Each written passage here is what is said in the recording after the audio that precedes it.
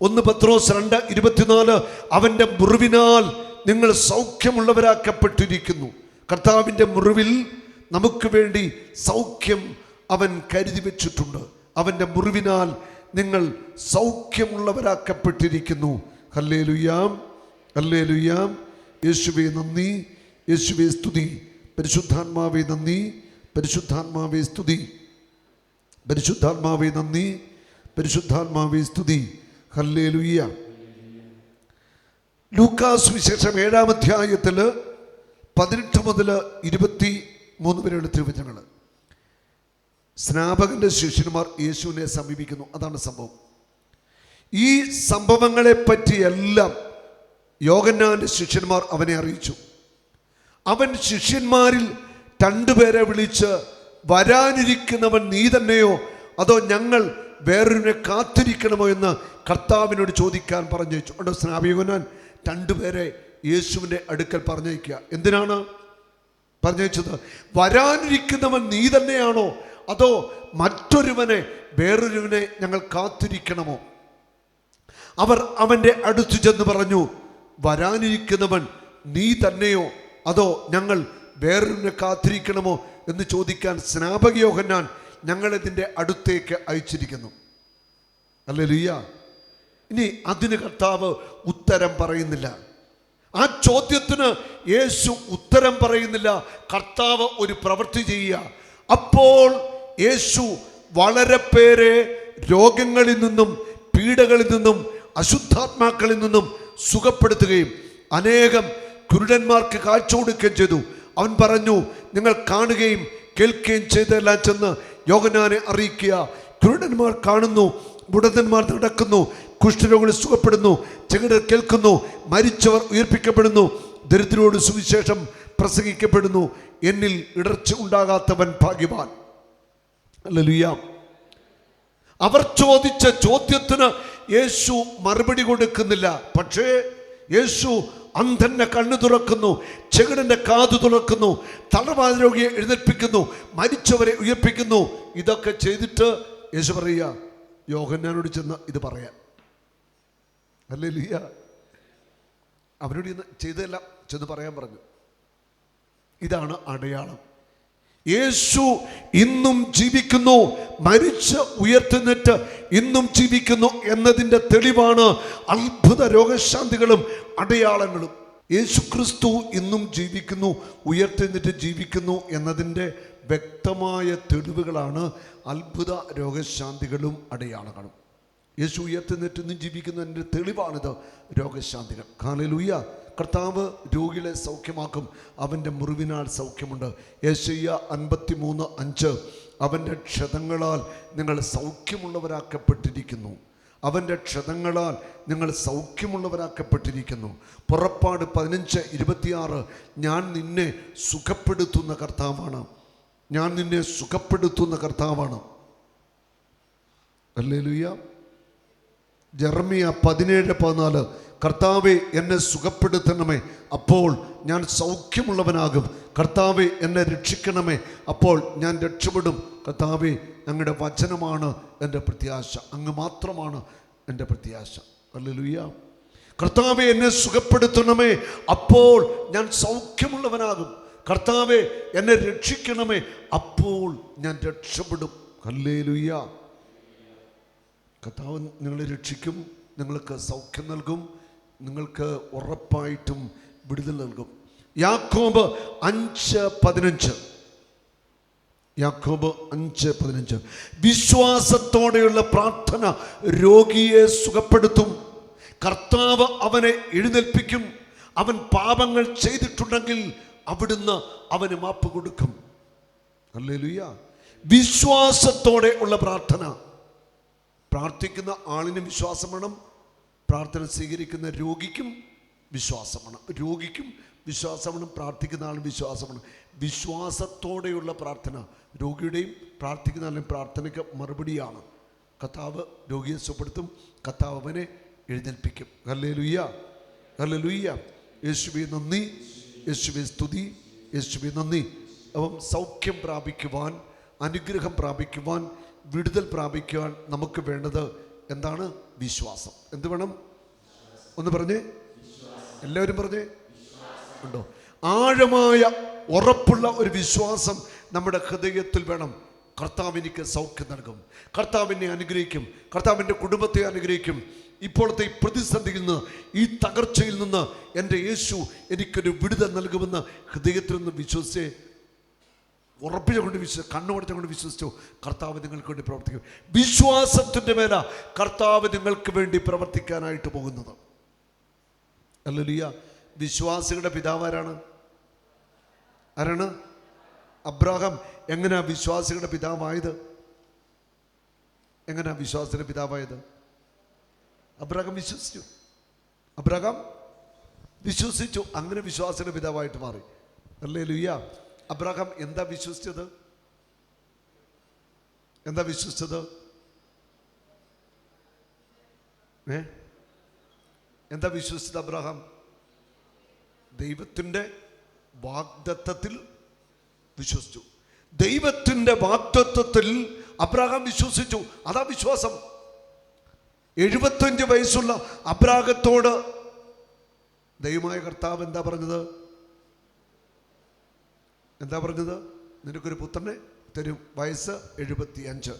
എത്ര വർഷം കാത്തിരുന്നിട്ടാ കുഞ്ഞിനെ കിട്ടിയത്? 25 വർഷം കൂടെ പിന്നീട് 99-100 വയസ്സായി. 99 വയസ്സ്. ഏകദേശം 25 വർഷക്കാലത്തെ കാത്തിരിപ്പ്. അത് കഴിഞ്ഞാണ് അബ്രാഹത്തിന് കുഞ്ഞിനെ കിട്ടുന്നത്. അപ്പോൾ അബ്രാഹാം ദൈവത്തിൻ്റെ വാഗ്ദത്തത്തിൽ ഉറച്ച് വിശ്വസിച്ചു. നമ്മൾ അതേക്കുറിച്ച് നിങ്ങൾ റോമാലേഖനം 4-ാം അധ്യായം ഒന്ന് വായിക്കുന്നത് നല്ലതാണ് കേട്ടോ. അബ്രാഹത്തിൻ്റെ മാതൃക, അബ്രാഹത്തിൻ്റെ ആ വിശ്വാസത്തെക്കുറിച്ചാണ് പറയുന്നത്. അതിനകത്തുള്ള ചില പ്രധാനപ്പെട്ട പോയിന്റ്സ് മാത്രം ഞാൻ പറയുകയാണ്. 4-ന്റെ 16-ാം വാഗ്ദാനം നൽകപ്പെട്ടത് വിശ്വാസത്തിൻ്റെ അടിസ്ഥാനത്തിലാണ്. ഹല്ലേലൂയ. വാഗ്ദാനം നൽകപ്പെട്ടത് വിശ്വാസത്തിൻ്റെ അടിസ്ഥാനത്തിലാണ്. അപ്പോൾ നിങ്ങളുടെ ഉള്ളിൽ എത്രമാത്രം വിശ്വാസമുണ്ടോ ആ വിശ്വാസത്തിൻ്റെ അടിസ്ഥാനത്തിലാണ് കർത്താവ് നിങ്ങളെ അനുഗ്രഹിക്കാൻ പോകുന്നത്.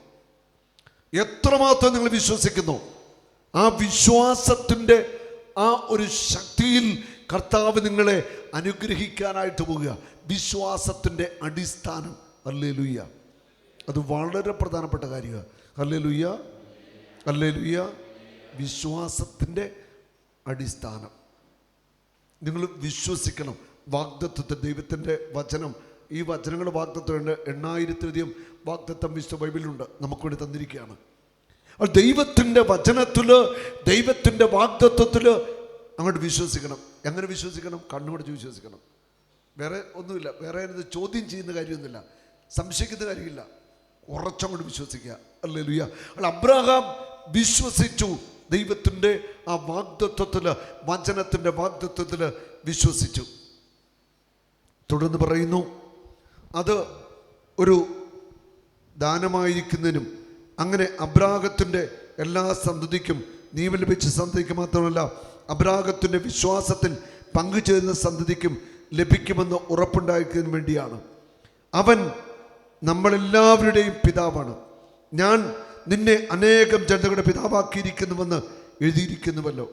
മരിച്ചവർക്ക് ജീവനും അസ്തിത്വമില്ലാത്തവയ്ക്ക് അസ്തിത്വവും നൽകുന്നവൻ്റെ മുമ്പിൽ അവൻ വിശ്വാസമർപ്പിച്ച ദൈവത്തിൻ്റെ സന്നിധിയിൽ ഉറപ്പുള്ളതായിരുന്നു ഈ വാഗ്ദാനം. ഹല്ലേലൂയ.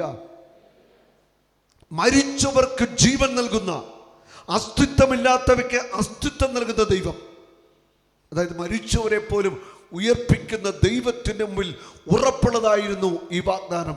ദൈവം ഒരു ഉറപ്പ് പറഞ്ഞാൽ, ദൈവം ഒരു വാക്ക് പറഞ്ഞാൽ വാക്ക് മാറുമോ? മാറുമോ? ഇല്ല. ദൈവം ഒരു വാക്ക് പറഞ്ഞാൽ ആ വാക്ക് പിന്നെ ദൈവം മാറത്തില്ല. വാക്ക് മാറാത്തത് കർത്താവ് മാത്രമേ ഉള്ളൂ. അവൻ വാക്ക് മാറത്തില്ല. ഒരു വാക്ക്, ഒരു വാഗ്ദത്തം, മെസ്സേജ്, അല്ലെ ഒരു സന്ദേശം, നിന്നെ ഞാൻ ഉയർത്തും, അനുഗ്രഹിക്കും, അല്ലെ ഇന്നോലെ ആക്കും എന്ന് പറഞ്ഞാൽ അത് ഉറപ്പാണ് കർത്താവ് ചെയ്യും. Hallelujah, praise the Lord. വാഗ്ദത്തം, ദൈവത്തിൻ്റെ വാഗ്ദത്തത്തിൽ, വചനത്തിൽ നമ്മൾ വിശ്വസിക്കണം. തുടർന്ന് വീണ്ടും നമ്മൾ വായിച്ചു വരുമ്പോൾ വളരെ പ്രധാനപ്പെട്ട ചില പോയിന്റ്സിലേക്ക് നമ്മൾ വരികയാണ്. ഞാൻ നിന്നെ അനേകം ജനതകൾ പിതാവാക്കിയിരിക്കുന്നു എന്ന് എഴുതിയിരിക്കുന്നുവല്ലോ. അത് നമ്മൾ കേട്ടതാണ്. ഇനി 18, നിന്റെ സന്തതി ഇപ്രകാരമായിരിക്കുമെന്ന് പറയപ്പെട്ടിരിക്കുന്നതനുസരിച്ച് താൻ അനേകം ജനതകളുടെ പിതാവാകുമെന്ന്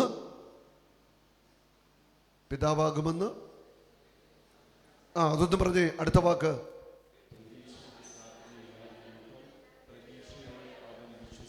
ഉണ്ടോ? വിശ്വാസത്തിൽ വളരെ പ്രധാനപ്പെട്ട ഒരു കാര്യം ഇതാ. പ്രതീക്ഷയ്ക്ക് സാധ്യത ഇല്ലാതിരിക്കുമ്പോഴും പ്രതീക്ഷയോടെ വിശ്വസിക്കുക. എന്ന് പറഞ്ഞേ.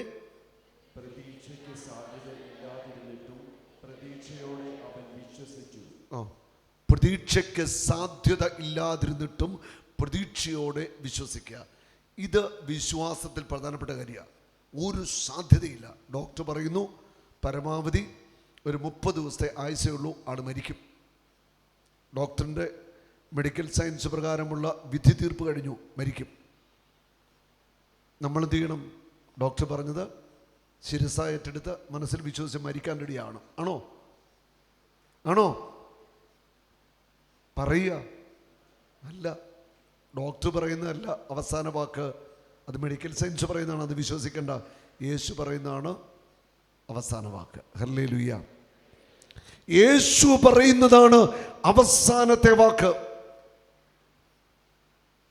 ഡോക്ടർ പറയുന്നത് വിശ്വസിക്കണ്ട, മരിക്കും, അല്ല അങ്ങനെയാണ് ഇങ്ങനെയാണ്, അല്ലെ മക്കളുണ്ടാവത്തില്ല, അതാണ് ഒക്കെ പറയട്ടെ, നിങ്ങളത് വിശ്വസിക്കുകയേ വേണ്ട. അത് മനസ്സിൽ നിന്ന് കൊണ്ട് കളയുക. യേശു പറഞ്ഞു വിശ്വസിക്കുക. യേശു പറഞ്ഞു എൻ്റെ മുറിവിനാൽ നിനക്ക് സൗഖ്യമുണ്ട്, അത് വിശ്വസിക്കുക. എൻ്റെ അടിപ്പിണരിനാൽ നിനക്ക് സൗഖ്യമുണ്ട്. വിശ്വസിക്കാമോ? വിശ്വസിക്കാം. അവിടെ യേശു പരിശുദ്ധാത്മാവിലൂടെ നമ്മെ പഠിപ്പിക്കുകയാണ്.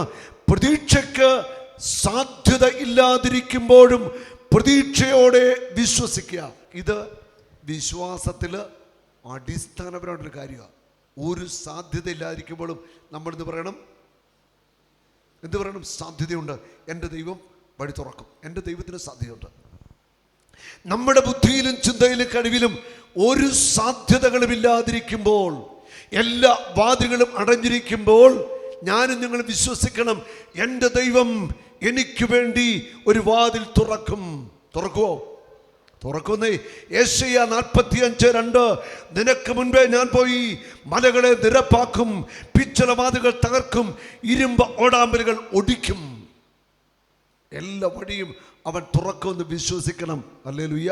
ഒരു നാളും നീ അനാഥനല്ല, ഒരു നാളും നീ അന്യനല്ല, ഒരു നാളും നീ അനാഥനല്ല.